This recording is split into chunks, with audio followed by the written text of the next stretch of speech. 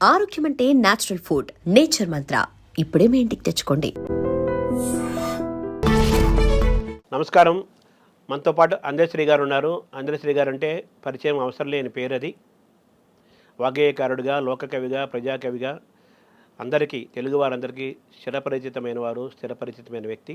వారు మనతో ఉన్నారు. ఇటీవలే తెలంగాణ ప్రభుత్వం వారు రాసిన పాటను తెలంగాణ జాతి గీతంగా అధికారికంగా ప్రభుత్వం ప్రకటించింది. ఈ సందర్భంలో అందశ్రీ గారి యొక్క పాట ప్రయాణాన్ని, వారి జీవిత ప్రయాణాన్ని తెలుసుకునే ప్రయత్నం చేద్దాం. సార్ నమస్తే అన్న. నమస్కారం సోదరా. ఈ మీరు అండి ఇవన్నీ ఉండవు కాబట్టి అమ్మకు శరణాగతి చెప్తున్నా, మాతామహుల పాదాలకు శిరస్థానమామి చెప్తున్నా, కొప్పర కవులకు. ఇప్పుడు మీరు శరణాగతి అంటారు కదా, ఈ శరణాగతి మీరు అనే మాట మీకు ఎప్పుడు ప్రవేశించింది? మీకు చాలా గొప్ప పదం వాడితేవేందయ్యా, కుతో పట్టేసి నన్ను. శరణాగతి అని ఎందుకంటారంటే, మనకు ఉపనయన ధర్మాలలో ఒకటి, ఉపదేశ ధర్మాలల్లో ఒకటి దీన్ని వాచకంగా వాడుతారు. అది ప్రామాణికంగా ఇది మనకు అష్టవక్ర జనకుని సంవాదంలో కూడా అక్కడక్కడ కనబడుతుంది. గొప్ప పదం వాడినరు తెలుగు భాష. ఇప్పటి వరకు దీని నిర్వచనం చెప్పకుండా నాకు వచ్చింది ఏంటి అంటే, నాకు ఉపదేశం చేసినప్పుడు గురువులకు ఒక ప్రామాణికత ఉంటుంది. తను, ధను, మను ఈ మూడు త్రికరణాలను గురువు పాదాల సమర్పించుకున్నప్పుడు, ఈ మూడుని త్రికరణ శుద్ధిగా ఎవరైతే సమర్పించుకోవడం జరుగుతుందో, ఇక వాడేముంటాడు, జీర్ణమై ఉంటాడు కదా, శూన్యమై ఉంటాడు కదా. వాళ్ళ ఆశీస్సుల పూర్ణత్వములో జీర్ణావస్థలో వాడికంటూ వానిదంటే ఏమి ఉండదు కదా. అందుకు ఆ పదవాచకమే అమ్మకు శరణాగతి, శరణాగతి, శరణాగతి. అందశ్రీకి ఏది అందినా అది అమ్మకే అందినట్టు, ఏదొచ్చినా అది అమ్మే అందించినట్టుగా మీరు ఎప్పుడు భావిస్తూ ఉంటారు. అంటే నాకు ఉపదేశం చేసిందేమో నా 15 ఏటనో 14 ఏటనో అనుకుంటాను. బాపు మల్లారెడ్డి, జక్కిరెడ్డి మల్లారెడ్డి గారు అని, నేను ఆయనకు జీతగాన్ని, పశువుల కాపరి జీతగాన్ని. తదనంతరం వ్యవసాయం నేర్చుకున్నాను. మా బాపు కంటే నా పశువేగుల ఆకలి తీర్చిన మా బాపమ్మ జక్కిరెడ్డి రాధమ్మకు కూడా నేను శరణాగతి చెప్పాలి. ఈరోజు 2 ప్రాథమికమైన పాఠశాలకు ఉమ్మడి ఓరుగల్లు జిల్లా జనగామ నియోజకవర్గము రేబర్తి అనే మన గ్రామం, అంటే వరంగల్ జిల్లాలో ఉన్న ఎన్ని గ్రామాలు ఉన్నాయో ఒక 10 పేరు గన్న ఊళ్ళల్లో మాది కూడా ఒక ఊరు, పెద్ద ఊరు. అక్కడ ఆ ప్రాథమిక పాఠశాలకు కూడా పాఠశాల కూడా అది పాఠశాలనే, ఇంకొక పాఠశాల లేదు. నువ్వు అటుపోయావు. ఎందుకంటే పాఠశాల కాదు, పాఠశాలే ఉంటుంది, పాఠశాల. అట్లా ఆ ఊరు కూడా దండం పెడతాను. వీళ్ళందరికీ పేరు పేరున మీకు కూడా, మా శర్మకు కూడా దండం పెట్టాలి. ఎందుకంటే తాత వాళ్ళను విన్నప్పుడు నా ఆత్మకథ రాసుకోవాలనుకొని ఎవరో పెద్దవాళ్ళు చెప్పినప్పుడు వాళ్ళనే ఫస్ట్ ఉచ్చరిస్తాను. ఇప్పుడు వీళ్ళందరికీ దండం పెట్టిన కాబట్టి ఒక్క పదంతో మొదలు పెడదాము. జిల్లవోరు గల్లు జిజ్ఞాస నా ఇల్లు మా ఊరు రేబర్తి మంచి స్ఫూర్తి అందెనందె శ్రీగా అలరించు రాగాల ఆత్మమేలు కలుపు అవనిలోన నిష్ట కలిగి ఉన్న కష్టాల నెదురీదు మనిషి కందని విద్య మహిని గలదే పల్కపల్పం బట్టి పాఠశాలకు బోలే అచ్చు అల్లులు కాస్త అభ్యసించి కలము బట్టాను కరమున కళ్ళు తెరచి పారజూశాను లోకాన్ని పట్టుబట్టి ప్రజల భావాల కవితలుగా పల్లవించు వసుధ వినిపించు నా మాట వాక్కులమ్మ, వసుధ వినిపించు నా మాట వాక్కులమ్మ. వాక్కులమ్మకి సరస్వతి దేవికి మీ ప్రణతులు అర్పించారు. అంటే ఇక్కడ కూడా ఒక్క చిన్న నువ్వు, ఎందుకంటే మహాపండితుల వంశాంకురాలివి, నేను నీకు భాషకు చెప్పగానే నా అర్థంలో వాక్కులమ్మ అంటే శారద కాదు. నారాయణ రెడ్డి సార్ కూడా వాక్కుల ఏం పేరు నీ బిడ్డల పేర్లు అంటే, పెద్దది వెన్నెల, చిన్నది వేకువ, మధ్యన తల్లి మా అమ్మ, వాక్కులమ్మ అంటే సరస్వతం అంటే కాదు అంటాడు.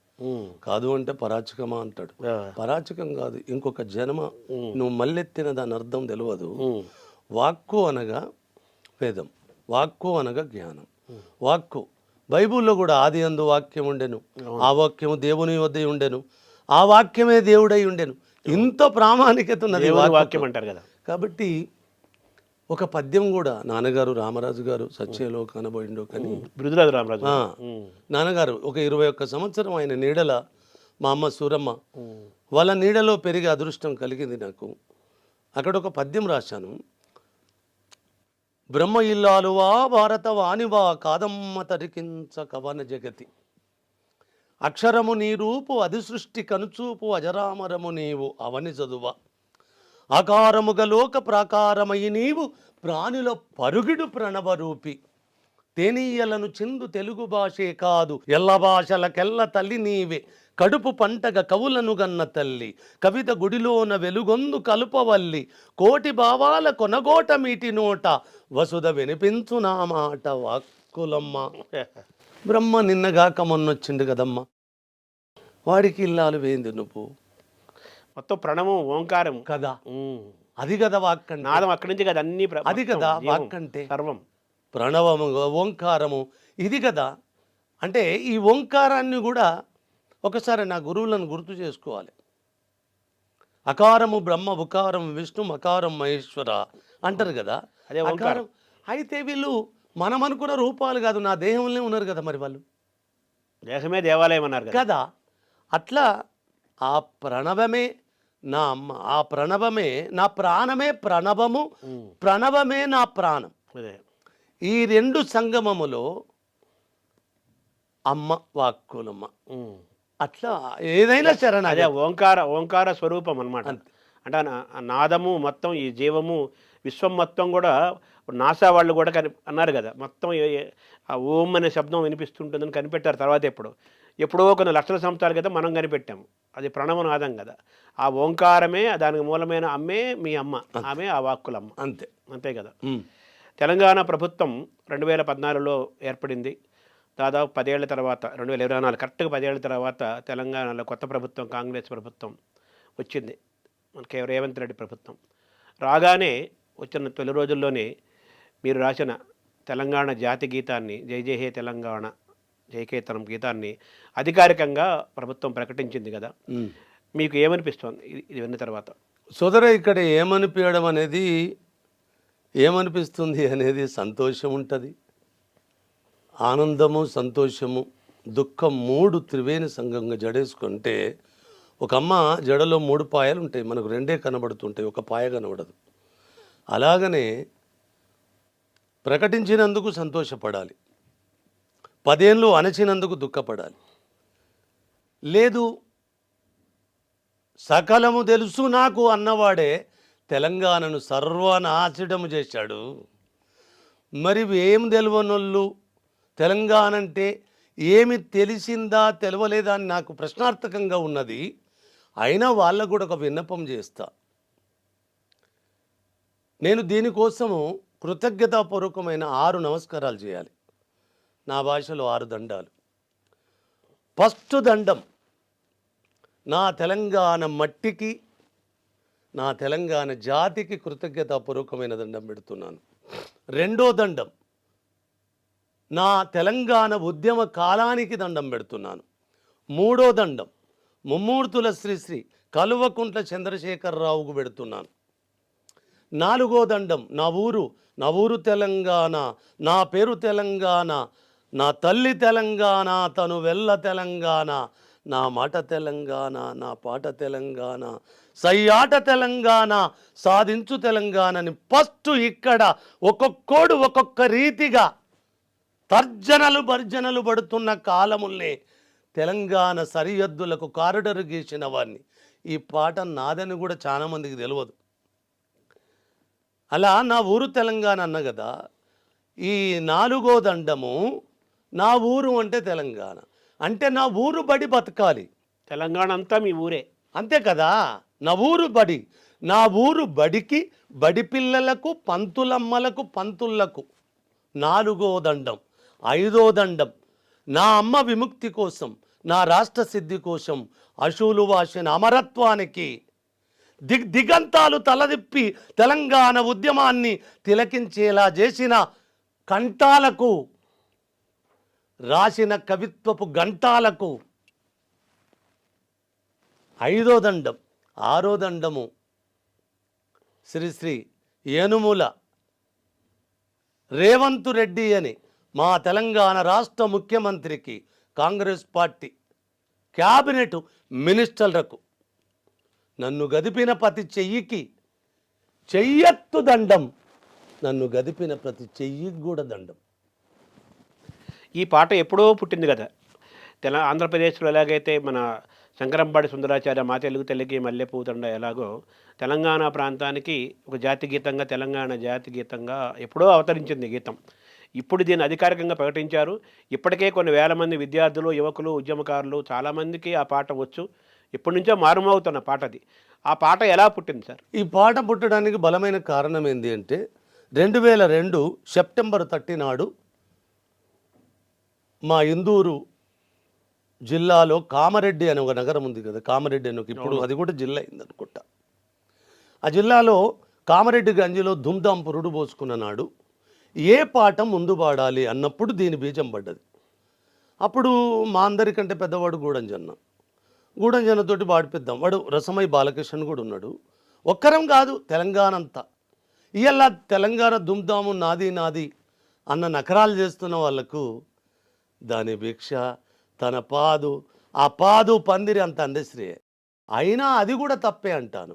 ఉద్యమము లేకపోతే, ఉద్యమ శక్తులు లేకపోతే, ఉద్యమం అనే ఒక ఉవ్వెత్తున లేచిన ఊపిరికి ఉద్దీపన జరగకపోతే ఈ పాట పురుడు పోసుకునేది కాదు, దుమ్దిం అంకురించేది కాదు కదా. అందుకోసం ఏ కీర్తి అయినా తెలంగాణ ఉద్యమానికే దక్కాలి, తెలంగాణ కవులకు దక్కాలి, తెలంగాణ కళాకారులకు దక్కాలి. దాన్ని పాదులై పందిలరై మోసిన ప్రజలకు దక్కాలి. ఆ పాట పుట్టుకకు అక్కడ బీజం పడ్డది 2002లో. 2002 సెప్టెంబర్ 30 నాడు. ఆ తదనంతరము ఒక 2 నెలలకు లోపు ఒక పల్లవిని జయ జయ తెలంగాణ జననీ జయకేతనం ముక్కోటి. ఇక్కడ నేను కొద్దిగా అదుపు తప్పుతున్నాను, మళ్ళీ ఒకసారి గుర్తు చేస్తాను. అంజన్న నువ్వు తోచిన పాట పాడే. లేదురా నువ్వే పాడరా, ఆయన సత్యలో కనబడు, నువ్వే పాడు, నువ్వు పాడితేనే ఇది బాగుంటుంది, అన్నీ చేస్తున్న వాడివి కదా, అది కూడా నువ్వే చేయరాదంటాడు. లేదే పెద్దోని ఉండగా అట్లా చేస్తారా. ఎంకన్నను కూడా పిలిచినాం, గోరటి ఎంకన్న. ఎందుకంటే వాడికి అలుగులు ములుగులు ఎక్కువ, పాపం మంచోడు, అలుగులు ములుగులు ఎక్కువ కదా. ఏమనుకుంటాడు, అరే బాలకృష్ణ ఎంకన్నను విలువ అంటే అన్న నేను వాడరా, నేను వాడా అని ఎవడికి ఏమరా అనుకునేటోళ్ళమే కదా. అంత సమాంతరమైన ఒక్క లెక్కలో ఉన్నమే కదా. అక్కడ తెలంగాణ ప్రస్థానమే మాకు ప్రాణప్రతిష్ఠ తప్ప మా వ్యక్తిగత ఆరాధనలు లేవు. అట్లా అన్నప్పుడు నిజంగానే మంచికో చెడుకో సత్యాన్నే చెప్పాలి. వాడు బాలకృష్ణ ఒక మాట అంటాడు, ఇవి పాదు నువ్వే పందిరు నువ్వే కదా, ఇక పాడడం కూడా ఏదో నువ్వు వాడు. ఏం పాడవాడాలరా ఇది ఏమంటే, నాకు ఓరుగల్లు చరిత్ర మీద, కాకతీయ ఓరుగల్లు సాంస్కృతి సాహిత్యాల మీద ఒక 1200 సంవత్సరాలను 12 నిమిషాలలో రాసిన ఒక చారిత్రకమైన ఒక గేయం ఉంటుంది నాది, ఒక పోయం ఉంటుంది. అదే ఆ గీతమే ఈ గీతాన్ని రాయించింది అనిపిస్తుంది నాకు. ఆ గీతం ఏంటి సార్? ఏంటంటే, గలగల గలగల గజ్జల బండి గల్లు చూడు ఓరు గల్లు చూడు, నాటి కాకతీయులేలినట్టి కిల్ల చూడు నా జిల్ల చూడు అని, పాలకుర్తి సోమన్నను చూడు బమ్మే రాపోతన్నను చూడు, సర్వాయి పాపన్న ఏలి నా కిలాషాపురము కీర్తిని చూడు, నరిమెటాబచ్చన్నపేట చేరియాల మద్దూరు బాట రజాకారులను తరిమి కొట్టిన వీరాభైరన్ పల్లెను చూడు, పెంబర్తి ఒక చిన్నూరంట కలామ తల్లికి కన్నుల పంట, జాతికి విప్లవ వీరుల గన్న జాగోరే జనగామను చూడు, గలగల గలగల గజ్జల బండి. ఇట్లా 1200 సంవత్సరాల చరిత్రను ఇది కూడా ఒక 10 ఏళ్ళు రాసిన. దాన్ని 10 ఏళ్ళల్లా నాకు సత్యలో కనబడిండో మా శేఖర్ అన్న, యలమంచి శేఖర్ అన్నని, ఈ నగరంలో ఇంత రొమ్మిరిచి నిలబడ్డందుకు ఆయన కారకుడు. ఈ మన ఐ డ్రీము ఈ నేపథ్యంగా ఆయనకు కూడా నేను కృతజ్ఞత చెప్పుకోవాలి. అరే ఇంత గొప్ప గీతానికి శిరస్సు లేదు కదరా అంటాడు. నాకు 2 గీతాలకు శిరస్సు లేదన్న వార్త వచ్చింది. ఇది శిరస్సు ఎందుకు లేదు, ఇంత పరిగెత్తుతుందన్న అంటే, గాడిద ప్రపంచ రాజకీయాలలో 63 ఏళ్ళు చక్రవర్తిగా ఏలిన ఏకైక వ్యక్తి గణపతి దేవుడు. వాణ్ణి చూపెట్టకపోతే ఈ పాటకు శిరస్సు ఎట్లున్నట్టురా. గణపతి దేవుడు. అలాగనే రుద్రమాదేవి లేకుండా కాదురా, రుద్రమాదేవికి విద్య నేర్పిన గురువు లేకపోతే ఎట్లయితుంది అంటే నిజంగా ఒళ్ళంతా నిజంగా లేదు శిరస్సు అని అప్పుడు ఒకటి రాశాను. 60 ఏళ్ళు చక్రవర్తిగా అల్లదిగో అజరామర కీర్తి పల్లవించనిట శిల్ప సంపదగా ప్రజల గుండెలో గణపతి దేవుడు గూఢచారులకు అందని గుట్టుగా రుద్రమామ్మను రుద్రదేవుడిగా పెంచి విద్యలను నేర్పిన పెద్ద శిరస్మరణీయుడు శివదేవయ్య. నృత్యరీతులకు నూతనత్వపు నడకలు నేర్పిన నాట్యాచారుడు పేరుని శివతాండవ సృష్టికర్త పేరు జాయప్ప సేనాని గలగల గలగల గజ్జల బండి గల్లుజూడు. అట్లా ఆ పాటతో మొదలుపెట్టి గజ్జల బండి గట్టి తెలంగాణ ప్రతి పల్లెకు ఆ పాటల బండి పరిగెత్తింది. ఆ ఉద్యమం ఉవ్వెత్తున లేచి ఏ తెలంగాణ ఊపిరి జలపని నేపథ్యం ఉన్నదో ఆ ధూమ్ధాము ఊపిరి జలపడం కాదు, దుందుబులు మోగించింది. ప్రతి గుండెను దుందిబిగా మార్చి మోగించింది.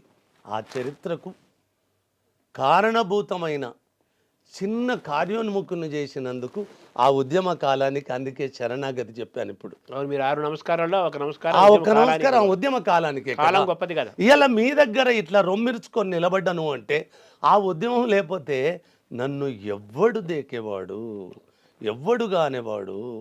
అందుకోసం మొన్న ఒక పదం అన్నాను, ఆ తర్వాత వస్తాను నేను దానికి. ఇప్పుడు ఈ పాట పుట్టుక నేపథ్యం మాట్లాడు. ఈ పుట్టుక నేపథ్యం నుంచి అక్కడ వచ్చిన నేపథ్యం నుంచి ఒక 2 నెలల తర్వాత ఈ పాట బీజం మాత్రం ధూమ్ధాం కోసమే పడ్డది. కానీ దాని పుట్టుక తెలంగాణ రచయితల వేదిక మీద పురుడు పోసుకున్నది. ఇది 2వ నెల కదా, ఇది మార్చి 2 తారీఖు. ఇదే నెలలో 2 తారీఖు నాడు 2003లో తెలంగాణ రచయితల సభ జరుగుతుంది సిద్దిపేటలో. ఆ వేదిక మీద ఒక పల్లవి 2 చరణాలతో తెలంగాణ రచనల వేదిక మీద జయ జయ తెలంగాణ అనే గీతం పురుడు పోసుకున్నది. అక్కడి నుంచి ఒక 3 నెలల తర్వాత ఆదిలాబాదులో ఒక పెద్ద సభ జరుగుతుంది. ఇక అక్కడి నుంచి ఆ గీతం వెనుదిరగలేదు. అంతకుముందు జెండా గీతంగా సిద్ధారెడ్డి సారు గీతం పాడేవాళ్ళు. నాగేటి సార్లలో నా తెలంగాణ మన దేశపతి శ్రీను పాడేటోడు. అది జెండా వందనం చేసుకునే వాళ్ళు. అలా ఈ గీతానికి 2 పాయలు, దీనికి 2 వేదికలు ఉన్నాయి. అక్కడ తెలంగాణ రచయితల సభ ఉన్నది, ఇక్కడ ధూమ్ధాముకి ఇది ప్రథమ గీతమైంది. ఇది పాడకుండా ఇది నేపథ్యం లేదు.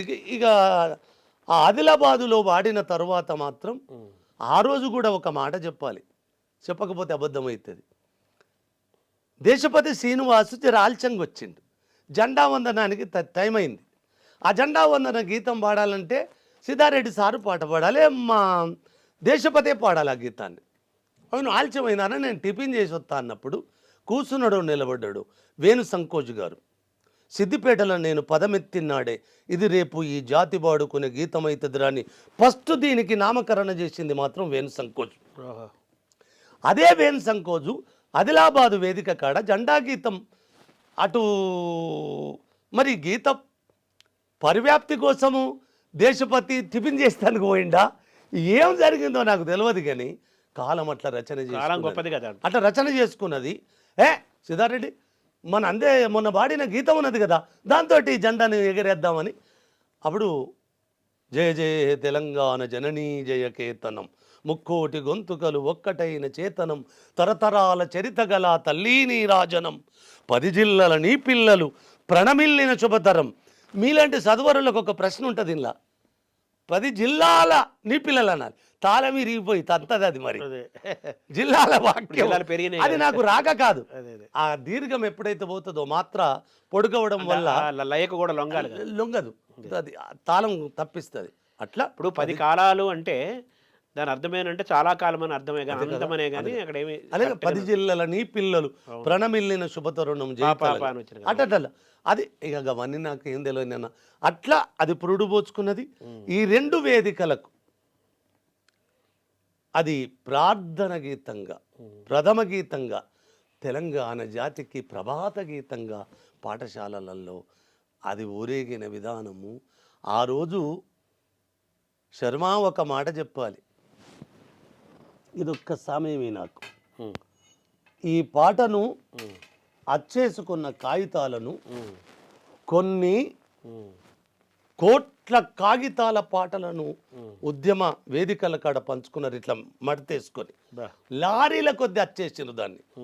ఆ రోజు ఘనకీర్తిని ఆ పాట పుట్టించిన దుమారము, ఆ పాట మోగించిన దుందుబులు చూస్తే ఇవ్వల్లటి అధికార ప్రకటన నాకేమో పెద్ద సంతోషము కలగలేదనను, కానీ ఆనాటి సంతోషానికి మాత్రం ఈ సంతోషం అందదు. ఒక్కటి మాత్రం కేసీఆర్కు వినమ్ర నమస్కారాలు ఎందుకు చెప్పాలంటే ఖచ్చితంగా చెప్పాలి, నా ముందట బలమైన వాడు లేకపోతే అతను చూస్తే బక్క మనిషే, కానీ సంకల్పములో చాలా బలమైన వాడు. నన్ను ఒక అనామకుడే అనుకున్నాడు, కానీ నేనెంత బలవంతున్నో సార్ ఇప్పుడు చవి చూచాడు.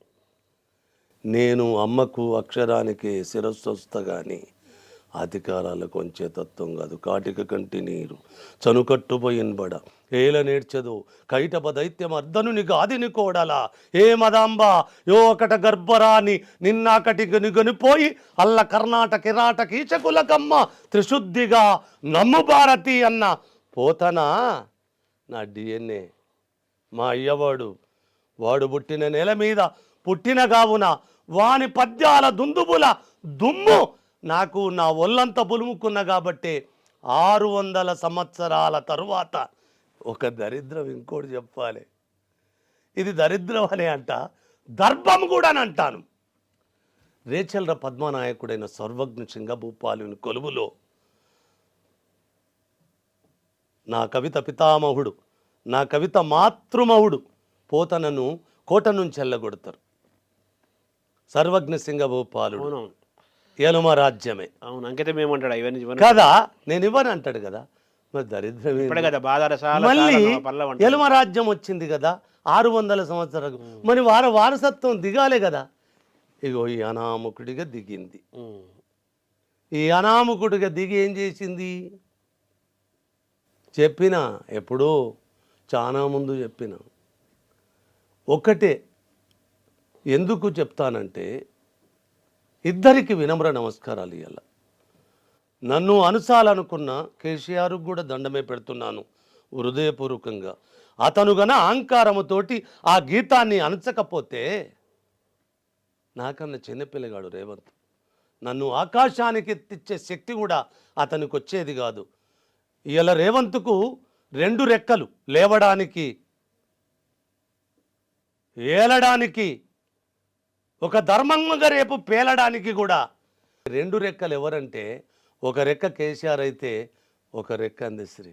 ఈ పాట ఇచ్చిన నిజంగా తన కీర్తిని పరిపూర్ణత చేసినందుకు, మొత్తము కీర్తి అల్లా నువ్వు 10 ఏళ్ళు అనిచినందుకు 10 నిమిషాలలో ప్రకటించి ఆకాశం ఎత్తు కీర్తిని మూటగట్టుకున్నాడు. ఇలా యాక్చువల్గా ఈ పాట కేసీఆర్ కూడా చాలా ఇష్టమైన పాట అంటారు. ఖచ్చితంగా అది కూడా ఒకటి చెప్పాలి సోదరా, నిజంగా అది కూడా చెప్పాలి. సత్యలోకాన పోయిండో ఉమాపతి గారని ఇంజనీర్ ఉండే, ఏలే నరేందర్ శిష్యుడైన ఆర్ఎస్ఎస్ నేపథ్యములో ఉన్నవాడు. ఈ మాట చెప్పకపోతే కూడా ఆత్మద్రోహం అవుతుంది. ఈ పాటకు అత్యంత శక్తినిచ్చిన వాడు కేసీఆర్ అనుకుంటాడు, తప్పు కాకపోవచ్చు, కానీ తప్పటడుగు వేయడంలో ఆయన తప్పుగా నేను ఇలా భావన కూడా తలబోయాను. ఈ పాట శక్తి మాత్రం ఉద్యమంది, ఈ పాటకు ఊపిరి మాత్రం ప్రజలది. ఇంకా దీని పల్లవికి ప్రాణప్రతిష్ఠ చేసింది పాఠశాలలది, పంతులది అని చెప్తే కదా ఇప్పుడు. అవును, ఆ రీతిగా ఈ పాటను ఒక ఉద్యమానికి ఊతమంగా శక్తిపాతంగా చేసినవాడు ఉమాపతి గారు. ఎందుకు ఆయన ఆర్ఎస్ఎస్ నుంచి వచ్చిండు కాబట్టి 1,00,000 మంది విద్యార్థులతోటి జాగరణ సేన, ఒక తెలంగాణ ఉద్యమానికి ఒక రక్షణ కవచంగా ఉండాలని ఆయన ప్రవేశపెట్టిన జాగరణ సేనకు మొట్టమొదటిసారి ప్రార్థన గీతం అని చెప్పి తన సైతం లేచి నిలబడి సెల్యూడు చేసి తల వంచి ఆ గీతానికి ప్రార్థన పాడించినదల్లా కేసీఆర్ ముందున్నవాడు అని చెప్తాను. లేదు అదే చాలది 1,00,000 మందితో ఇది కోట్ల మందిని చేరాలన్న తలపు. నిన్న మా వాళ్ళు చాలా పతివధ మాటలు మాట్లాడారు. ఇక కోపం వస్తుంది, ఇక్కడ కోపం వద్దనుకుంటున్నా కాబట్టి వాళ్ళు చెప్పినవి అన్ని అబద్ధాలే. ఆత్మవంచన గీతంగా ఆత్మవంచన అహంకారాలతోటి ఈ గీతాన్ని ఎంత పరాభవించాలో అంత పరాభవించారు. మరి అంత చేసిన వాళ్ళు మూర్ఖులారా, ఉద్యమంగా అన్నది దాన్ని. మీరు దానికి పురుడు పోసి పేరు పెట్టిండ్రు ఇది జాతి గీతం అని, ఇది మా రాష్ట్ర గీతం అని, ఇది మా ప్రార్థన గీతం అని. అమర గాయకుడు రామకృష్ణ గారిని కూర్చుండబెట్టి కేసీఆర్ స్టూడియోలో అన్ని చేసినారు, మేమే చేసినామంటారు, మేమే పాడినామంటారు. ఈ పాటకు సంగీతం ఎవడు చేసిండ్రంటే ఒక్కడు చెప్పాడు. ఈ పాటకు సంగీతం చేసిన పిల్లగాని పేరు రామాచారి. ఇలా వాని దగ్గర పాటలు నేర్చుకొని గాయకుడు ఉండడు ఈ సినిమా ఇండస్ట్రీలో. అవును, చిన్నపిల్లలందరూ అతనే ట్రైనింగ్ ఇస్తున్నాడు. అవును, ఆ బాలులకు సంగీతము దానం చేసిన ఆ పిల్లగాడు చేసిన ఒక్కరోజన్న వాడి పేరు చెప్పారా? గౌరవం వానికి పెరుగుతుంది, మనకు పెరుగుతుంది. రహస్యంగా ఉంచుకోవాల్సిన అవసరం లేదు కదా. ఆ పిల్లగాడు దీనికి సంగీతం సమకూర్చాడు. ఇది ఫస్ట్ బాలన్న పాడాలి, ఎస్పి బాలసుబ్రహ్మణ్యం గాడు పాడాలి.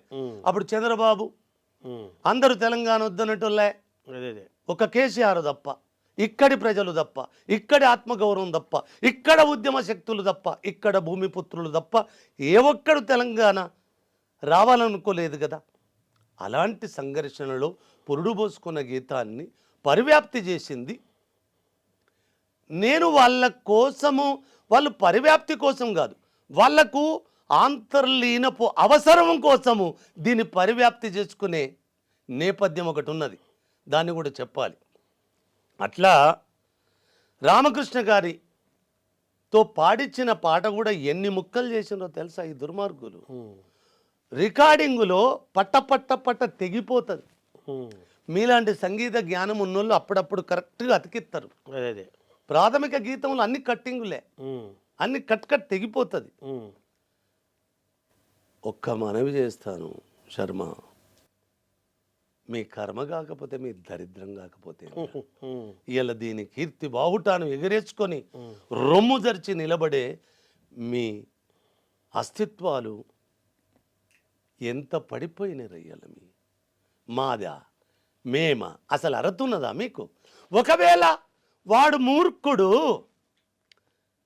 4 చరణాలని మా సారు చెప్పుతుంటే 12 చరణాల పాట పెట్టుమంటాడు ఒకడు. చదువుకోలేదు కదా, అజ్ఞాని కదా, అందశ్రీ మూర్ఖుడు కదా, అహంకారి కదా. మీ ఐడ్రీమ్ నేపథ్యంగా చెప్తున్నాను, నాకు అహంకారమే కరెక్ట్ నా అనువాలైతే నేను గింతెత్తు లేచేవాడిని కాదు. అమ్మ తెలియదు, నాన్న తెలియదు, కులము తెలియదు, నాన్నవాడు తెలియడు, ఎవ్వడు తెలియని నన్ను ఇంతెత్తులకు ఎందుకు లాబట్టిందమ్మ? మరి ఇక్కడ ఒక తమాష ఉంటుంది. 1000 సంవత్సరాల పాటకు కవిత గౌరవం ఇయ్యలేదు తెలుగు సాహిత్య వేదికలు. ఇక దానికి కవితా గౌరవం ఇవ్వని కొడుకులు కావ్య గౌరవం ఎలా ఇస్తారు? ఇయ్యరు కదా. నేను చేసింది ఎవ్వరికి అంతు చిక్కని ఒకే ఒక్క రహస్యం. నేను పదమెత్తితే కవిత్వము ఒళ్ళంతా బులుముకొని ఆకాశమెత్తు లేస్తుంది దాని ధూళి. పుప్పొడి అంటారు కదా. అవునవును, పుప్పొడి లేస్తుంది కదా, అలా లేస్తుంది.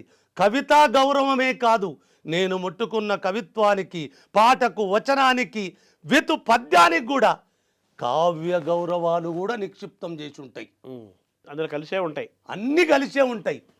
అందుకోసం ఈ పాట మేము నిజంగా నేను ఆ పాట పెట్టొద్దన్నాను అనుకుందాం.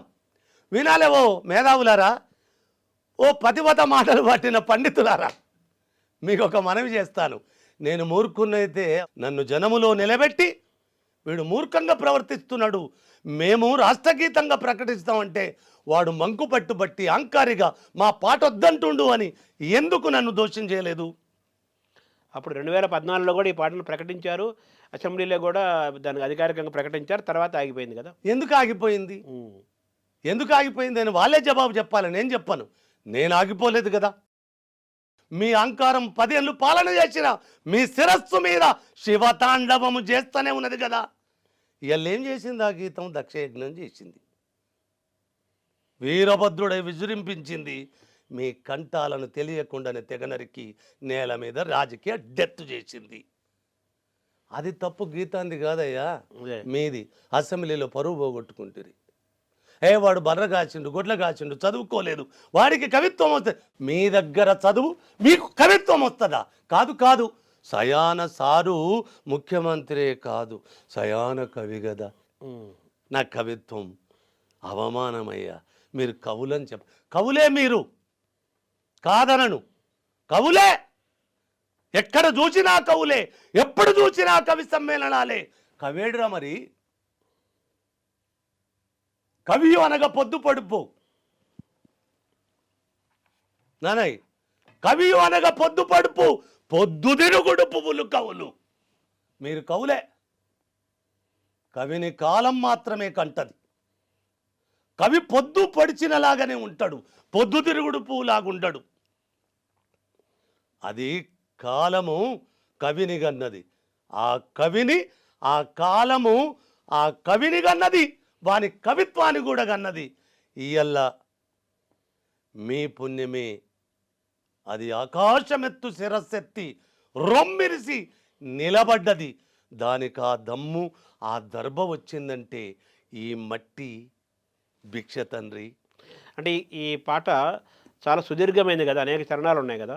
ఇప్పుడు ఈ అధికారికంగా ప్రకటించిన నేపథ్యంలో కంప్లీట్గా మీరు రాసిన చరణాలన్నీ అన్నీ తీసుకుంటున్నారు? ఉండవు. ఇది ఒక మాట చెప్తాను, అందరికీ తెలిసి ఉండవలసిన విషయం ఏంటి అంటే, ఎవ్వరు ఏలు పెట్టినా ఎవ్వడు కాలు పెట్టినా 4 చరణాలలోనే కనబడతారు వీళ్ళు, అవతల కనబడరు. దీనికి నాన్నగారు చెప్పిండు కదా, దీనికి శిరస్సు లేదురా అంటాడు రామరాజు గారు, గురురాజు రామరాజు గారు. ఆ పాటకేమో శేఖరన్న చెప్పాడు శిరస్సు లేదని. ఈ పాటకి ఇంత గొప్ప గీతానికి శిరస్సు లేదు కదరా గాడిద అంటాడు. అటెట్లా?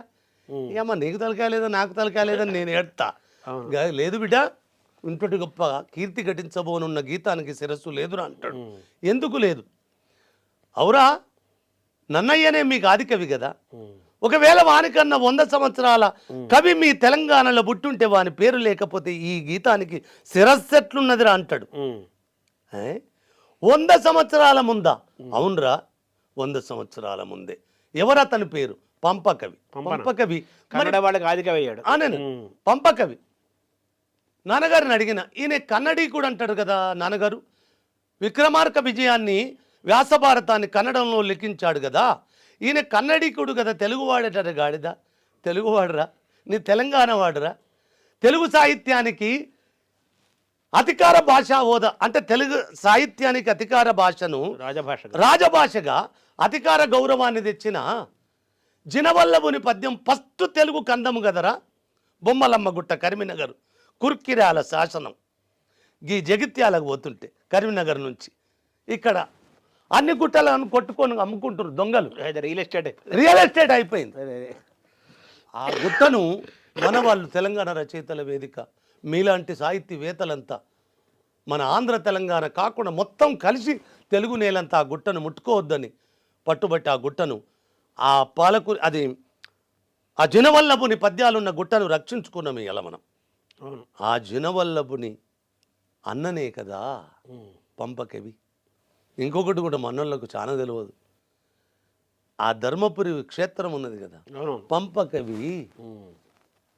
పంపకవికి అగ్రహారం, అది అగ్రహారంగా ఇచ్చారు. అది అందుకోసం అక్కడ మొదలు పెట్టాను. అదే రాత్రి బోధన పోయి, బోధన్ను కూడా ఎందుకు మొట్టమొదలు ఎత్తినది కూడా ఒక చెప్పాలి నన్ను. షోడశి జనపదాలల్లా అస్మాకమని ఒక జనపదం ఉన్నది, అందకమని ఒక జనపదం ఉంటుంది. అందకం ప్రామాణికమో అవునో కాదో నాకు తెలియదు, కానీ మీలాంటి చరిత్రకారులు వింటున్నప్పుడు అస్మాకం బౌధాన్యపురం అని పూర్వాశ్రమం నుంచి పేరు దానికి. ఆ బౌధాన్యపురమే తదానంతరము నా ప్రజల నోట బోధనుగా. బహుధాన్యపురం, అది బౌధాన్యపురం అంటే ధాన్యం అక్కడ బ్రహ్మాండంగా ఉందని అర్థం కాదు. బోధన అనే పదం బౌద్ధానికి క్షేత్రం, అది కూడా ఉంది. బౌద్ధ క్షేత్రం, జీనం, జైనం, ఇయల బియ్యము, నాగలి అన్ని బౌద్ధ పదాలే కదా, పాలి పదాలే కదా. జీనం అంటే జైనం కూడా, బియ్యం కూడా బౌద్ధ క్షేత్ర పదాలే. జనవల్లభుడు అంటే జైనం కదా. జైనం, జైన బుద్ధాలు అదే. సంగమం అది. అవును. అయితే దక్షిణ భారతదేశానికి పెద్ద దర్వాజా కదా బోధన్, దానికి మొట్టమొదటి, దానికి కూడా మొట్టమొదటి ఇవ్వడానికి ఒక కారణం ఉన్నది నాన్న. జీతగానిగా దేహపరంగా పుట్టిన ఓరుగల్లు జిల్లా నాది, జనగామ తాలూకైన వరంగల్లు జిల్లా నాది. మా ఊరు రేబర్తి, మద్దూరు మండలంలో ఉంటుంది. అక్కడ నేను జీతగాడి దేహంగా పుడతాను, నా దేహం ఓరుగల్లుదే. జీతగాడ నుంచి గీతగాడ అయ్యారు మీరు. అది ఏమైందో కానీ అలాగా నేను అందశ్రీగా పురుడు పోసుకున్నది మాత్రం ఇందూరే, ఇందూరులో. అందుకోసం ఆ ఇందూరు మట్టికి దండం పెట్టాలి కదా, ఇందూరుకు కృతజ్ఞత చెప్పాలి. జననీ జన్మభూమించ స్వర్గాదపి గరీయసి అంటాడు కదా వాల్మీకి. అవును. ఆ రీతిగా షోడశ జనపదాలలో ముందు వరుసలో ఉన్న దక్షిణ భారతదేశంలో ఉన్న అస్మాకానికి దండం పెట్టాలనుకున్నాను, ఆ బౌధాన్యపురపు బోధనానికి దండం పెట్టాలనుకున్నాను. నిన్న మన ఎస్ఎస్ రాజమౌళి గారు బాహుబలి అనే పదం కూడా బోధనంలోనిదే.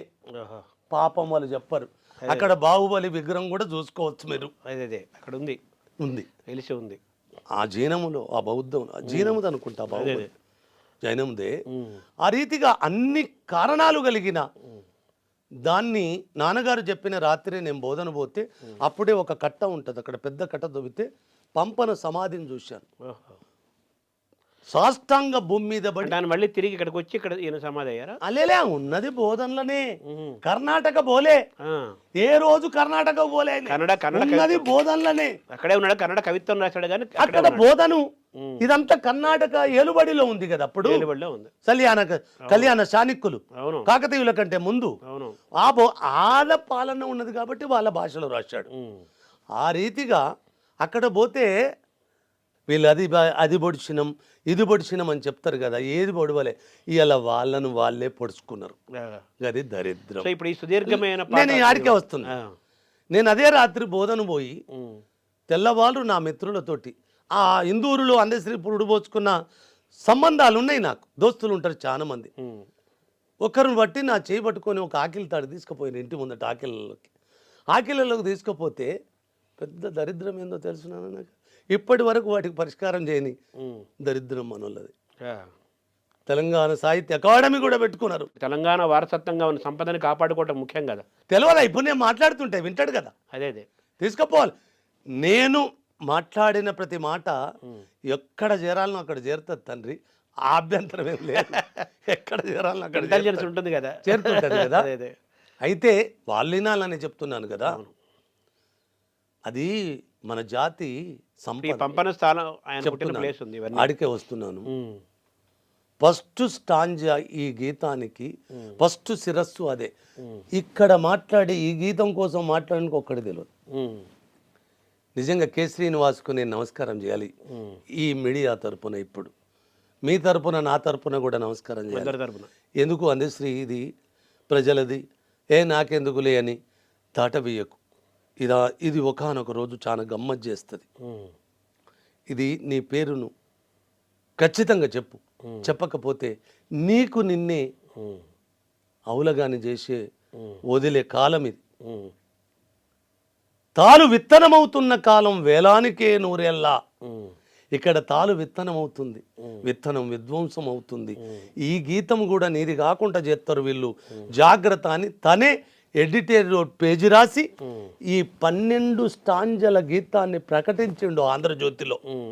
అక్కడ తలబట్టుకున్నారు అందరూ. ఇది ఎక్కడిదిరా ఇదంతా, దీన్ని కూడా అనేక అంతకానే ఉన్నారు వీళ్ళు. 12 సంవత్సరాలు దీన్ని రాయడం జరిగింది. 12 చరణాలు 12 సంవత్సరాలు 12 సంవత్సరాలు రాశాను. ఫస్ట్ స్టాంజ దీని చరణం ఏంది అంటే, నాన్నగారు చెప్పిన శిరస్సు.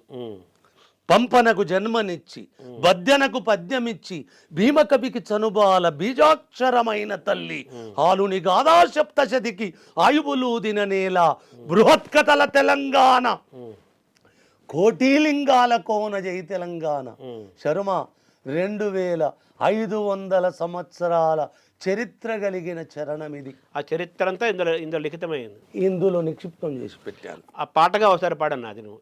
పాట కంటే ఇప్పుడు కొద్దిలా, ఎందుకంటే చరణం పాటను వదిలేసి పల్లవేనా అని ఒకసారి అంటాను. పంపనకు జన్మనిచ్చి బద్యనకు పద్యమిచ్చి భీమకవికి చనుబాల బీజాక్షరమైన తల్లి హాలుని గాథ సప్తశతికి ఆయువులోదిన నేల బృహత్కథల తెలంగాణ కోటి లింగాల కోన జై తెలంగాణ జై జై తెలంగాణ జయ జయ హే తెలంగాణ జననీ జయకేతనం ముక్కోటి గొంతుకలు ఒక్కటైన చేతనం తరతరాల చరిత గల తల్లి నీరాజనం పద పదానని పిల్లలు ప్రణమిల్లిన శుభ తరుణం తెలంగాణ.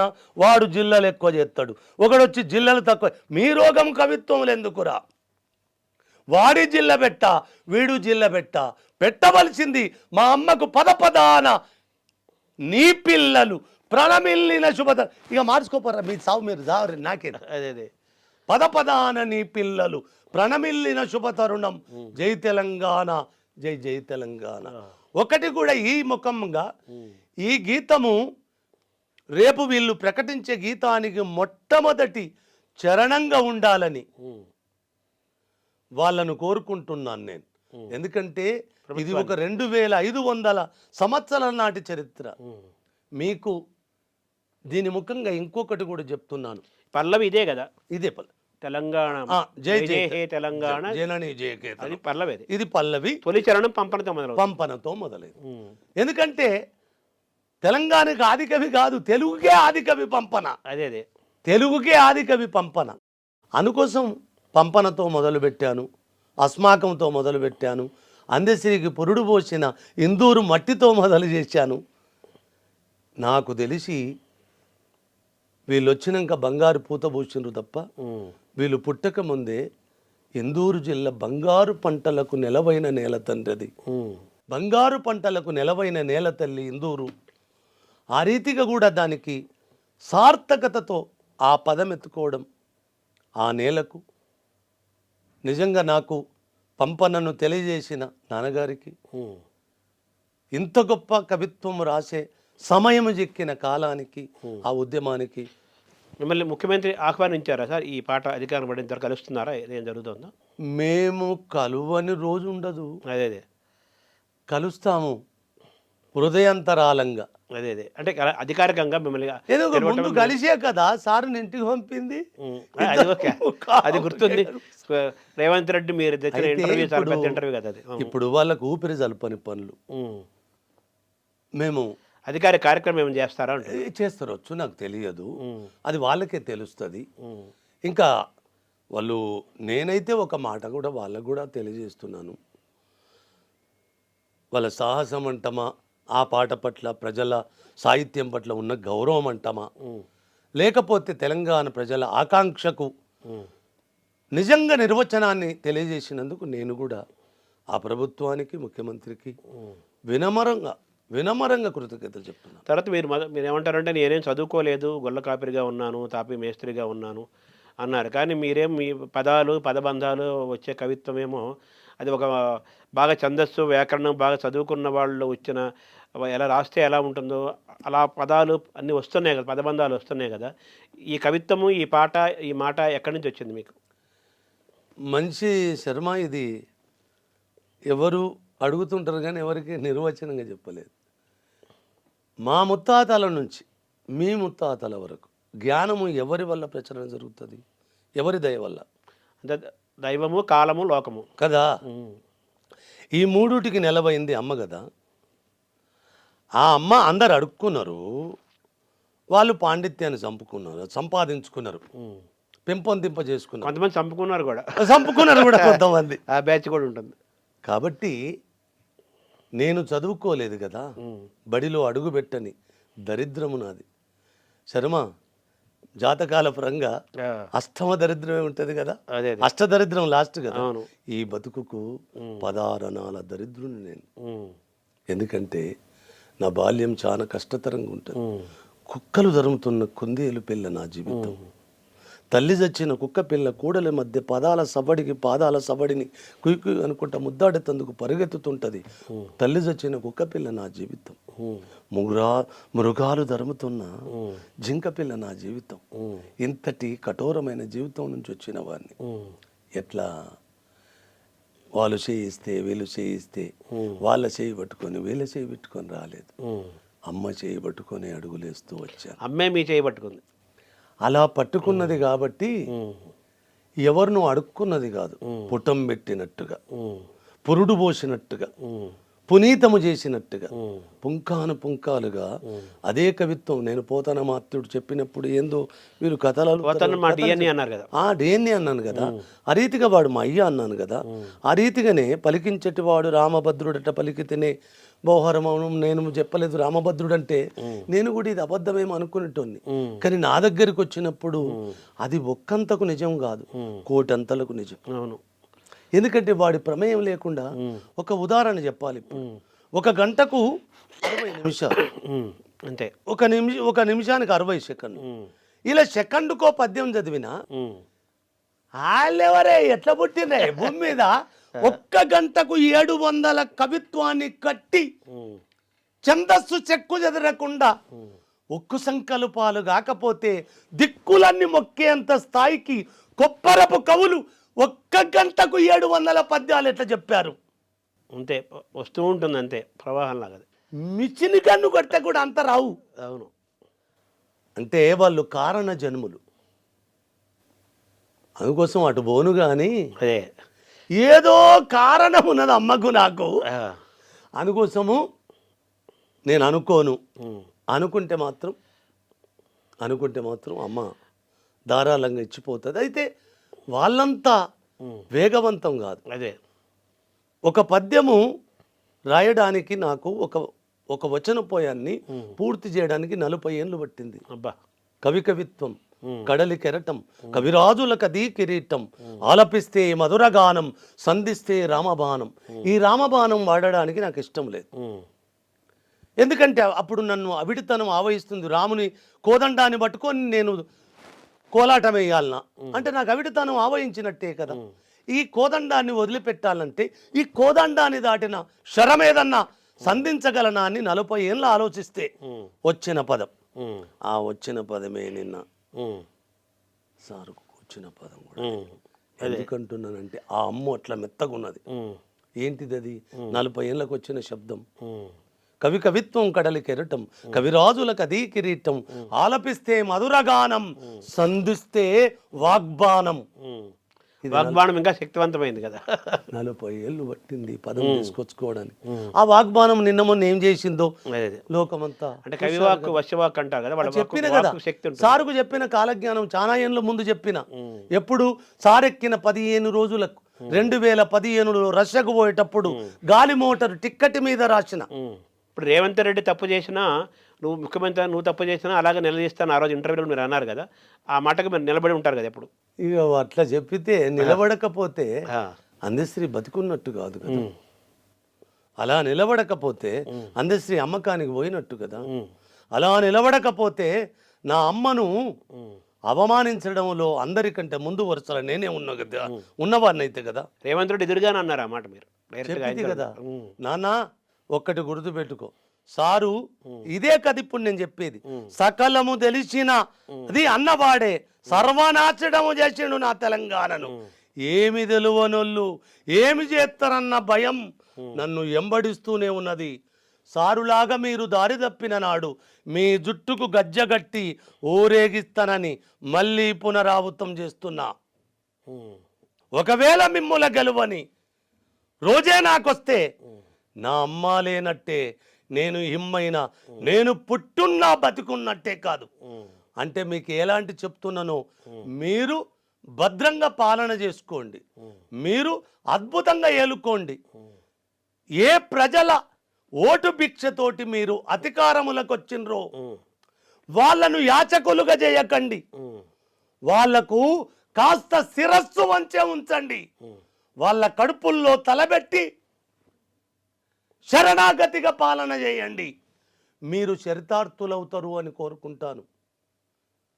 మీకు మంచిగా చెయ్యాలని మా అమ్మకు చెప్పిన రీతిగా మీకు శరణాగతి కూడా చెప్పుకుంటున్నాను. ఇప్పుడు మాయమైపోతున్నాడమ్మో మనిషి అన్నవాడనే పాట ఇప్పుడు జై జై హే తెలంగాణ తెలంగాణ జాతి గీతం అయితే ఇది మొత్తం ఈ పాట మొత్తం ప్రపంచ మానవ జాతి గీతంగా దీన్ని అభివర్ణించవచ్చు. మాయమైపోతున్నాడమ్మో మనిషి అన్నవాడు మచ్చుకైనా కానరాడు మానవత్వం ఉన్నవాడు అని చెప్పి రాశారు కదా. ఎందుకు మీకు మానవత్వం అని వాళ్ళు కనిపించలేదా? ఎందుకు ఆ పాట పుట్టింది? ఎలా పుట్టింది అది? నిజమే నాన్న, ఇది చాలా గొప్ప ప్రశ్న. ఇప్పుడు నిన్న మొన్న ఎవరో మాట్లాడుతున్నారు, వాళ్ళకు కూడా చిన్న జవాబుదారిగా చెప్పాలి. అందశ్రీ సాంప్రదాయవాది, సనాతన ధర్మాన్ని అధికంగా ఇరుముడి కట్టుకొని వెళ్తున్నవాడు. నిజమే, నిజంగా సాంప్రదాయవాదే. అదే కానీ సమరాంగణములో ఒరో నపింసకులారా, సమరాంగణంలో కూడా ఎలా నిలబడి ఉన్నాడో అది మీరు చదువుకోవాలి. ఏ సనాతన ధర్మాన్ని నేను ఇరుముడి కడతానో తెలుసా? ఒక్క మనిషి అపూటంగా 5 ముక్కలు తెగకుంటా ఉన్నప్పుడే ఆ సనాతన ధర్మాలను ఆ సాంప్రదాయాలను శిరస్సు మీద మోత్త. నన్ను అవమానించిన ఏ సంప్రదాయాన్నైనా ఏ శాస్త్రాన్నైనా ఒక్క మనిషిని 5 ముక్కలుగా తెగనరికి ఇది వర్ణాశ్రమ ధర్మము అని మానవ మేధ మీద రుద్ది అపూటమైన మనిషిని 5 భూతాలతో అంకురించిన ఒక మనిషిని 5 ముక్కలుగా తెగనరికే అధికారం ఎవ్వడిచ్చిండ్రా మీకు అని నిలదీస్తూనే ఉంటాను. అలా వర్ణాశ్రమ ధర్మం మీద నా మనిషి హత్య చెయ్యబడ్డాడు. నా మనిషి ముక్కలుగా వర్ణాలుగా విడిపోయిండు. తదానంతరము కులాలుగా పోయిండు. తదానంతరం మతాలుగా ముక్కలైండు. ఇక్కడ కులంగానే చెప్పాలి, తలంగానే చెప్పాలి, ప్రాంతంగానే చెప్పాలి, వర్ణంగానే చెప్పాలి, వర్గంగానే చెప్పాలి. నా మనిషేడి శర్మ మనిషి ఇది కనిపిస్తే కానీ మనిషి కనిపించట్లేదు. అందుకోసము ప్రాంతం కనిపిస్తుంది. అన్నిట్లో అభివృద్ధి అయిన మనిషి మనిషిగా మాత్రం అడుగడుగున అంతరించిపోతున్నాడు. ఆ మనిషి కోసం, ఆ మనిషి కోసమే నా అన్వేషణ. ఈ పాట ఎలా పుట్టింది సార్? ఎలా పుడుతుంది అంటే మనిషి అపూటంగా బతకాలి కదా. అదొక కాలం ఉంది మనకు. ఈ వర్ణాశ్రమ ధర్మం కూడా ఎప్పుడు వచ్చింది నాన్న? మొన్న వచ్చింది. అవును, మొన్ననే వచ్చింది కదా. పని విభజనే కదా అంత. పురుష సూక్తం నుంచి అది మనకు భగవద్గీత నుంచి బ్రాహ్మణ్యాల నుంచి అక్కడక్కడ కనబడుతుంది. అటు పోని ఇప్పుడు పెద్ద తరం. నేను ఒక్కటే కోరుకుంటా శర్మ, మనిషిని మనిషిగా చూడని ఏ సనాతనమైన, ఏ శాస్త్రమైన, ఏ సాంప్రదాయమైనా నేను అంతగా ప్రేమించను దాన్ని. మనిషిని మనిషిగా చూసే సాంప్రదాయం ఎక్కడ నన్ను ఉండదు. ఒక్క చిన్న ఉదాహరణ చెప్పాలి. ఇప్పుడు ఒకసారి నిన్ను గుంటూరు తీసుకొని పోతా. నేను తెలంగాణ పశువుల కాపరి జీతగాన్ని. ఏ వర్గాల నుంచి వచ్చినో, ఏ కులాల నుంచి వచ్చిందో, నేను ఎవరికి పుట్టినో ఎవరికి తెలియదు, కానీ ఏ వాడ నుంచి వచ్చినో అందరికీ తెలుసు కదా. ఇది వీళ్ళు కూడా వినాలి. ఇప్పుడు ఎవరికి పుట్టినో నా అమ్మ నాన్నలు ఎవరో తెలియకపోవచ్చు, కానీ నేను ఏ వాడ నుంచి వచ్చాను, ఆ వాడ నుంచి వచ్చింది అనుకుని ఆ వాడ నుంచే తెలివి రాలే, అన్ని వాడల నుంచి గుజ్జుగుచ్చుకొని వచ్చిన తెలివి కదా ఇది. అందుకోసం మొన్న ఒక్కటే చెప్పాను, జయ జయ తెలంగాణ గీత కీర్తిలో ఇక్కడ ప్రతి కులానికి భాగస్వామ్యం ఉన్నది. సంఘాల పరంగా మాత్రం దళిత జాతులకు, దళిత సంఘాలకు, అంబేద్కర్ వాదులకు ఈ గీతం మీద అధికారం లేదని నిర్మోమాటంగా చెప్పాను. ఇప్పుడు కూడా చెప్తున్నాను. నా గీతాన్ని అవమానించిన కేసీఆర్ కూడా తన అర్హతను కోల్పోయిండు. మాది మేము చేసినామని అర్హత వాళ్ళకు కూడా లేదు, బీఆర్ఎస్ కూడా లేకుండా చేసుకున్నారు. నన్ను అవమానించిన ఎవ్వడికి కూడా ఇందులో భాగస్వామ్యం లేదు. నన్ను సులకన చేసి మాట్లాడేటోళ్లకు ఇందులో హక్కుండదు. అరే, కులము శాస్త్రీయత కాదురా, మతము కూడా శాస్త్రీయత కాదు. మనిషి శాస్త్రీయత కదా. మరి అశాస్త్రీయతలను తల మీద ఇరుముడులు కట్టుకొని అవులగాళ్ళుగా జీవనాలు సాగించే మిమ్మల్ని చూస్తే నాకు నవ్వు తప్ప అంతకు మించి ఏమి రాదు. మనిషి అపూటమైన శాస్త్రీయత, మనిషి అపూటమైన సైన్స్. వాడు ముక్కలుగా నరకబడుతున్నాడు. వాడిని 4 ముక్కలు కాదు 5 ముక్కలు నరికారు. అందరూ ఆ వేదనల నుంచి ఆ నేపథ్యం అది కూడా చెప్పాలి నేనే. మరి తల బ్రాహ్మణం భుజస్కంధాలు క్షత్రియం, నాభితొడలు వైశ్యం, పాదాలు శూద్రం. ఇదే చెప్తారు కదా మరి. 5వ వర్ణమైన నిషాదుడు ఎక్కడ పోతాడు? నిషాద ఎక్కడ పోతాడు మరి వారు? ఇందులో వర్ణాశ్రమ ధర్మాలలో 5 వర్ణాలు ఉన్నాయి, 4 వర్ణాలు కాదు. ఒకవేళ ఎక్కడున్నాయని వాడు అడిగితే నేను వారికి ఈ దేశానికి ఏ ప్రామాణికమైన కావ్యాలు ఉన్నాయో అందులో నుంచే తీసి చెప్తా. ఇది నా సొంత కవిత్వం కాదు, నా సొంత పైత్యం అంతకంటే కాదు. అయితే అక్కడ ఆ 5 ముక్కలు గాని మనిషికి నేను చూడాలనుకొని వర్ణాశ్రమ ధర్మాన్ని నుంచి ఏలిన 4 యుగాలలో జరుగుతున్న అసమానతల మీద, 4 యుగాలుగా జరుగుతున్న దుర్మార్గాల మీద, అస్పృశ్యతల మీద, అహంకారాల మీద, ఉచ్చనీచాల గొడవల మీద పుట్టి పురుడు పోసుకున్న గీతం. ఒక్క మాట చెప్తా శర్మ. తల బ్రాహ్మణం ఉచ్చ స్థితిలో ఉన్నది, పాదం శూద్రం నీచ స్థితిలో ఉన్నది కదా. ఈ 4 యుగాలలో వీళ్ళందరికీ తెలవాలి, మీకు కూడా తెలవాలి. ఇప్పుడు నా గురువులు ఏం నేర్పినరో నాకు. అవును నానా, ఈ 4 యుగాలల్లా శ్రేష్టమైన శిరస్సు, ఉచ్చ స్థితిలో ఉన్న శిరస్సును నా జాతి మొక్కిందా ఎప్పుడు? లేకపోతే ఆ ఉచ్చ స్థితిలో ఉన్న శిరస్సు నీచమైన నా పాదాలకు దండం పెట్టిందా ఈ 4 యుగాలుగా? శిరస్సు పాదం దగ్గరే పెడతారు కదా, పాదం శిరస్సు దగ్గర ఉండదు కాదా?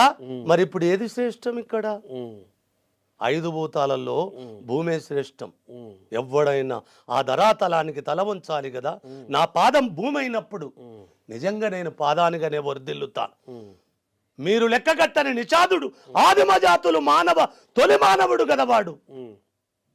అది తల్లి వేరు కదా, నా DNA కదా, దాన్ని కూడా ప్రేమిస్తాను.